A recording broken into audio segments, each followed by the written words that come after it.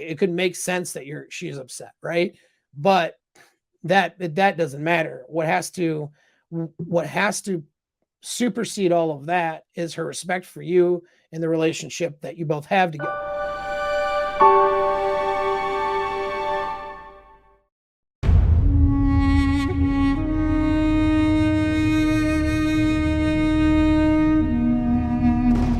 Instinctually speaking, her chimp brain is designed to fall in line with the leadership of a dominant man. And that leadership gets executed face to face. When you have a calm tone of voice, you have eye contact, but you also have strength and confidence, and you're listening, but then you're also setting boundaries, not putting up with stuff, but not getting overly emotional about things, and setting the tone and setting the framework. It's very difficult for her to step outside of that and step out of pocket, so to speak. All right. The only way she can step out of pocket is to throw your frame off and to get angry, indignant, and emotional and criticizing or disrespectful towards you, and to pull you into a state of arguing with her, which is why we don't argue. And if you follow the 2-part video I did on how to always win an argument, all right, that's when you move out of that communication. You say, you know what, we're a little bit heated right now, and we're not going to have a conversation like this.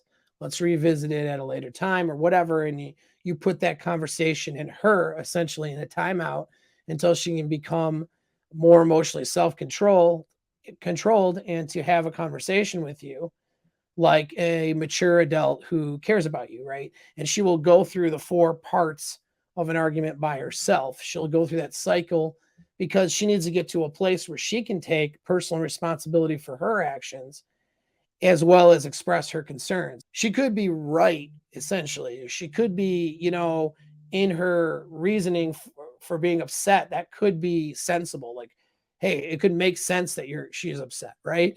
But that doesn't matter. What has to supersede all of that is her respect for you and the relationship that you both have together. That her respect for you and her respect for the relationship has to supersede whatever she is upset over and whatever wrongdoing you did, okay? Or her perceived idea of that wrongdoing.